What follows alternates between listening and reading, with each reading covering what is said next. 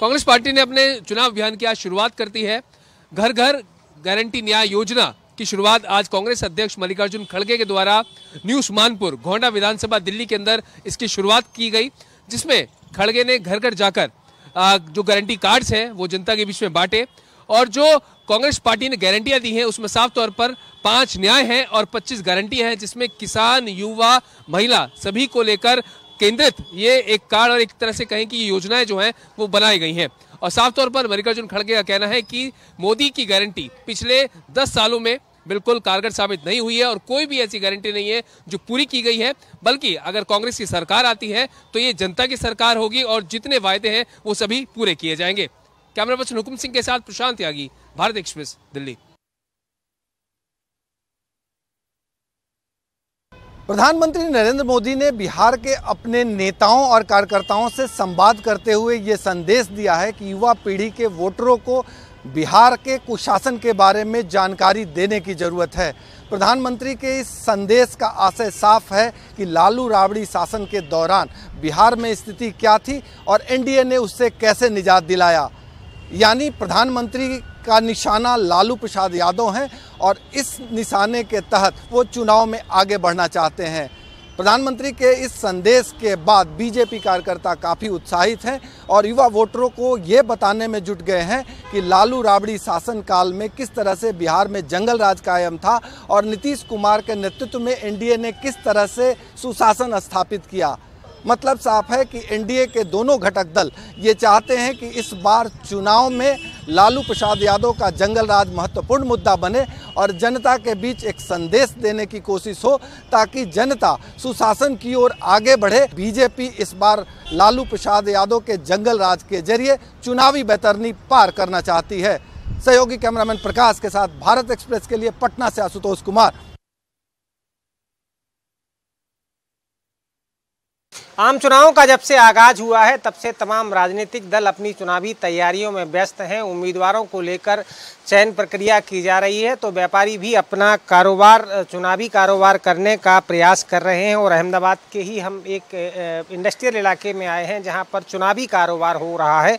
सुनने में आपको ज़रूर अजीब लगेगा लेकिन ये चुनावी कारोबार है जो खूब फल फूल रहा है। और सबसे ज़्यादा डिमांड इस बार जो है मोदी ब्रांड की मार्केट में बड़ी धूम है। यहाँ पर मोदी के जो खेस हैं, भारतीय जनता पार्टी के कमल के खेस, मैं हूँ मोदी का परिवार और मोदी के दुपट्टे, भाजपा की टोपियाँ, भाजपा के बैनर, तोरण, इन तमाम चीज़ों की बड़ी डिमांड है। और इसकी डिमांड पूरे अलग अलग राज्यों से आ रही है, उत्तर से लेकर दक्षिण तक तमाम राज्यों से इस चीज़ों की डिमांड आ रही है। ग्लोसाइन बोर्ड की भी अच्छी डिमांड है। तो व्यापारी इस मांग को पूरा करने के लिए दिन रात मेहनत कर रहे हैं, लगातार माल बना रहे हैं। मोदी की टी शर्ट जिन पर लिखा हुआ है कि मैं हूं मोदी का परिवार, उन टी शर्टों की भारी डिमांड है। तो व्यापारी लगातार दिन रात अपनी फैक्ट्रियां चला रहे हैं और माल का उत्पादन कर रहे हैं। तमाम राजनीतिक दलों की अपनी अपनी डिमांड है और तमाम राजनीतिक दल अपनी प्रचार सामग्री को दिन रात तैयार करा रहे हैं। अहमदाबाद में कैमरा पर्सन संजय कोष्टी के साथ अरविंद शर्मा, भारत एक्सप्रेस।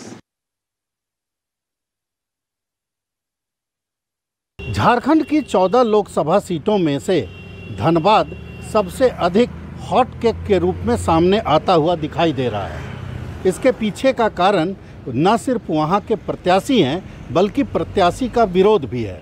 दरअसल बीजेपी ने ढुल्लू महतो को वहां से अपना प्रत्याशी घोषित किया। ढुल्लू महतो के बारे में ये जानना दर्शकों के लिए ज़रूरी है कि ढुल्लू महतो बाघमारा से वर्तमान में बीजेपी के विधायक हैं और उन पर 4 दर्जन से अधिक संगीन मामले, आपराधिक मामले दर्ज हैं। ऐसे हालात में उनका विरोध भी शुरू हुआ। मारवाड़ियों की एक बड़ी समिति ने धनबाद में विरोध उनका किया। उसके बाद ढुल्लू महतो और समिति के जो बड़े पदाधिकारी हैं उनके बीच का ऑडियो भी वायरल हुआ।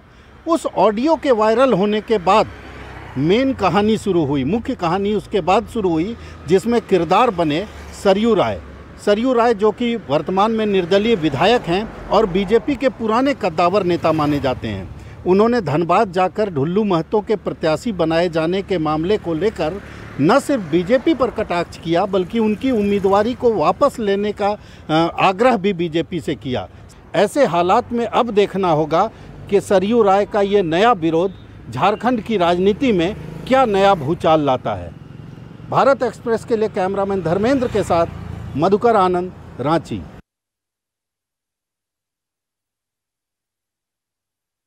बिहार में कांग्रेस को 9 सीटें मिली हैं, जिसमें 3 सीटों के उम्मीदवारों की घोषणा कांग्रेस ने कर दी है और कल रात 2 उम्मीदवारों को सिंबल भी दे दिया है। किशनगंज के सिटिंग एमपी मोहम्मद जावेद और भागलपुर के सिटिंग एमएलए अजित शर्मा को कांग्रेस ने सिंबल कल रात 9 बजे कांग्रेस प्रदेश अध्यक्ष अखिलेश प्रसाद सिंह ने दिया। सबसे बड़ी बात कांग्रेस की भागलपुर सीट को लेकर के, वहाँ पे कांग्रेस इस 15 साल बाद अपना उम्मीदवार दी है। इस बार पार्टी ने अजित शर्मा पे विश्वास दिखाया है। अजित शर्मा 2014 में जब लोकसभा चुनाव हुआ था और अश्विनी चौबे बक्सर से लोकसभा चुनाव लड़ने गए थे, तो उपचुनाव में अजित शर्मा ने वहां पे जीत हासिल की थी। जिसके बाद से आपको 15 विधानसभा की बात करें या 2020 के विधानसभा की बात करें, तो दोनों बार अजित शर्मा ने वहां से जीत हासिल की थी। इसको देखते हुए पार्टी ने उनके ऊपर विश्वास दिखाया है। हालांकि कल अपने मीडिया से बातचीत में अजित शर्मा ने कहा कि हम विकास के मुद्दे पे, हम जातिगत मुद्दे पे नहीं, विकास के मुद्दे पे जनता के बीच जाएंगे और जीत हासिल करेंगे। अब देखने वाली बात है कि कांग्रेस पार्टी जितनी उम्मीद के साथ अजित शर्मा को वहां से उम्मीदवार बनाई है, अजित शर्मा उस पर खरे उतरते हैं कि नहीं। पटना से भारत एक्सप्रेस के लिए ज्योति।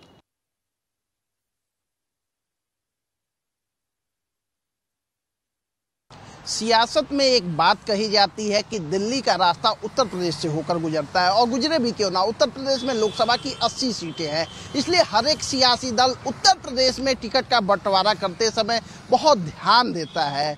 वहीं अगर समाजवादी पार्टी की बात की जाए तो समाजवादी पार्टी ने उत्तर प्रदेश में अपने प्रत्याशियों की कई सूचियां जारी की। हालांकि समाजवादी पार्टी ने उत्तर प्रदेश में 7 लोकसभा क्षेत्रों में अपने प्रत्याशियों को बदल दिया है। वहीं मध्य प्रदेश की जो एक सीट खजुराहो है, वहां भी अपने प्रत्याशी को बदल दिया है। अब इन सीटों के बदलने से जो प्रत्याशी हैं उनके अंदर आक्रोश का होना लाजमी है। जैसे मुरादाबाद वाली सीट पर सबने देखा कि कैसे विरोध हुआ, कैसे बवाल हुआ। अब भले लोग सियासी तौर पर दिखाने के लिए सार्वजनिक तौर पर एक साथ हो, लेकिन उनका दिल कितना मिलेगा यह चुनावी परिणाम बताएंगे। समाजवादी पार्टी के मुखिया सीटों को बंटवारों को लेकर जो ये कंफ्यूजन की स्थिति क्रिएट कर रहे हैं, इससे कहीं ना कहीं समाजवादी पार्टी को नुकसान होता दिख रहा है। अब आने वाला वक्त बताएगा कि अखिलेश यादव और कितने प्रत्याशियों को रिप्लेस करते हैं और पूरी सूची कब जारी करते हैं। कैमरा पर्सन राहुल चौहान के साथ दिव्येंदु राय, भारत एक्सप्रेस, लखनऊ। ताबड़तोड़ रैलियां करने के बाद उत्तर प्रदेश के मुख्यमंत्री योगी आदित्यनाथ आज वाराणसी पहुंचे। उन्होंने आज यहां पर लोकसभा चुनाव संचालन समिति के पदाधिकारियों के साथ बैठक की। प्रधानमंत्री नरेंद्र मोदी के संसदीय क्षेत्र में योगी आदित्यनाथ चुनावी तैयारियों को धार देने पहुंचे। साथ ही उन्होंने यहां पर वरिष्ठ पदाधिकारियों के साथ प्रधानमंत्री नरेंद्र मोदी के चुनावी कार्यालय को खोलने पर भी चर्चा की। बताया जा रहा है कि प्रधानमंत्री नरेंद्र मोदी का चुनावी कार्यालय नवरात्र के सप्ताह में खोला जाएगा। नवरात्रि शुरू होते ही यहां पर एक चुनावी कार्यालय खोला जाएगा। वाराणसी में महागठबंधन को लेकर जो गतिविधियां हैं और विपक्षी दलों की जो रणनीति चल रही है, उसके बारे में भी यूपी के सीएम योगी आदित्यनाथ ने भाजपा के वरिष्ठ पदाधिकारियों से जानकारी ली और उन्हें इसको न्यूट्रलाइज करने का तौर तरीका भी समझाया। योगी आदित्यनाथ आज रात्रि में श्री काशी विश्वनाथ मंदिर व बाबा काल भैरव मंदिर में दर्शन पूजन कर जीत का आशीर्वाद भी मांगेंगे। वाराणसी से सौरभ अग्रवाल, भारत एक्सप्रेस।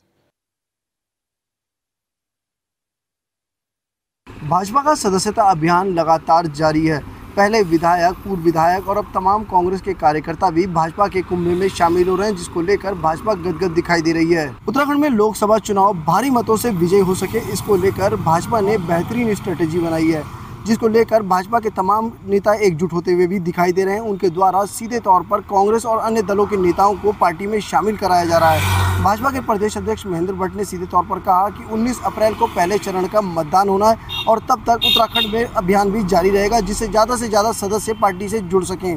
भिन्न दलों के ऐसे प्रभावशाली लोग लगातार जुड़ रहे हैं। आज भी हरिद्वार के अंदर ज्वाइनिंग का कार्यक्रम था, और यहाँ पर इंजीनियर SP सिंह जी ने हमारी पार्टी उनके अथाह समर्थकों के साथ ज्वाइन किया है।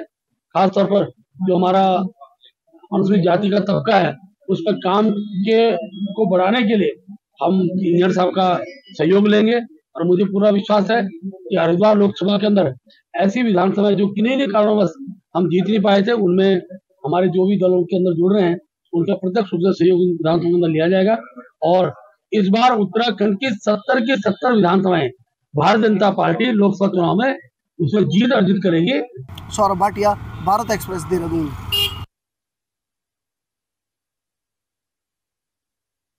बीजेपी में शामिल होने वाले नेताओं का सिलसिला भी लंबा होता जा रहा है।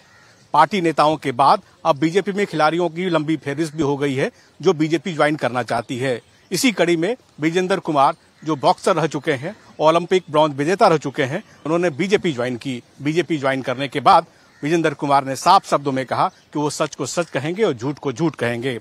जी, काफ़ी एक्साइटेड हूँ और आज भारतीय जनता पार्टी में शामिल हुआ हूँ और 19 में मैंने कांग्रेस से चुनाव लड़ा था, लेकिन मैं चाहता हूँ कि मैं देश के विकास, देश की तरक्की के लिए भारतीय जनता पार्टी जुड़ा हूँ और मैं इसके लिए लोगों का भला कर सकूँ। जी हाँ, बिल्कुल। मैं पहले भी कहते जो गलत को, मैंने अभी स्टेज पे बताया कि मैं गलत को गलत कहूँगा, सही को सही कहूँगा और मैं चाहूँगा कि इसमें भारतीय जनता पार्टी में मैं शामिल होकर बहुत सारे खिलाड़ियों का भला करूँ। बीजेपी विजेंद्र कुमार का इस्तेमाल आगामी लोकसभा चुनाव में प्रचार के लिए करना चाहती है। खासकर पश्चिम उत्तर प्रदेश, हरियाणा और इसके साथ साथ राजस्थान के जाट बहुल इलाकों में विजेंद्र कुमार का इस्तेमाल बीजेपी करेगी। गौरतलब है कि बीजेपी के पहले कांग्रेस में वो शामिल थे और 2019 का लोकसभा चुनाव उन्होंने कांग्रेस की टिकट पर लड़ा था। ऐसी स्थिति में अब विजेंद्र कुमार बीजेपी में शामिल हो गए तो निश्चित रूप से ये कांग्रेस के लिए बड़ा झटका है। कमलेश सिंह, भारत एक्सप्रेस, दिल्ली। बीजेपी के नेता और प्रधानमंत्री नरेंद्र मोदी बार बार अपने विपक्षी पार्टियों पर परिवारवाद का आरोप लगाते रही है। कल प्रधानमंत्री लोकसभा चुनाव प्रचार का आगाज जमुई लोकसभा सीट से कर रहे हैं। जमुई लोकसभा सीट लोजपा रामविलास की पार्टी ने अरुण भारती को दिया है। अरुण भारती लोजपा रामविलास पार्टी के राष्ट्रीय अध्यक्ष चिराग पासवान के बहनोई है। आरजेडी के मुख्य प्रवक्ता शक्ति सिंह यादव ने सवाल खड़ा करते हुए कहा कि नरेंद्र मोदी जो बार बार दूसरे पार्टियों पर परिवारवाद का आरोप लगाते हैं, वो परिवारवाद वाले पार्टी के उम्मीदवार का चुनाव प्रचार के दौरान क्या मंच से परिवारवाद का मुद्दा उठाएंगे या फिर चुपचाप अपने सहयोगियों की सहायता करेंगे। प्रधानमंत्री मोदी जी जमुई लोकसभा में प्रथम प्रचार के लिए आ रहे हैं। वो सीट दिया गया है अपने जीजा को, साले ने जीजा को दिया है वो सीट। तो हाँ, प्रधानमंत्री जी परिवारवाद की चर्चा करेंगे कि नहीं करेंगे। साथ ही आरजेडी के मुख्य प्रवक्ता शक्ति सिंह यादव ने कहा कि उनके सहयोगी दल में ऐसी भी कुछ पार्टियां हैं जो पिता पुत्र और समधी और समधन के बीच में सिमट कर रह गई हैं। फिर भी प्रधानमंत्री नरेंद्र मोदी को सिर्फ विपक्षी पार्टियों में परिवारवाद दिखता है। पटना से सहयोगी कैमरामैन प्रकाश कुमार के साथ नितेश सिंह, भारत एक्सप्रेस।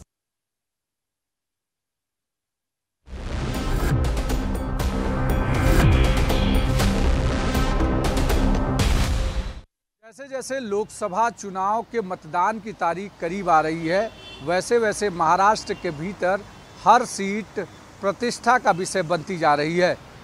बीजेपी ने स्मिता वाघ को टिकट देकर जलगांव लोकसभा से वर्तमान सांसद उन्मेष पाटिल का टिकट काट दिया, तो वहीं नाराज उन्मेष पाटिल ने उद्धव ठाकरे ग्रुप ज्वाइन करके ये साफ संकेत दे दिया कि बीजेपी का सांसद इस बार जलगांव से चुनकर नहीं आएगा।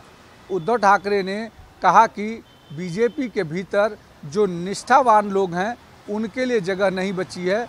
आने वाले समय में इस तरीके के तमाम ऐसी सीटें हैं जहां पर प्रतिष्ठा के तौर पर दोनों ही तरफ से चुनावी माहौल खड़ा किया जाएगा।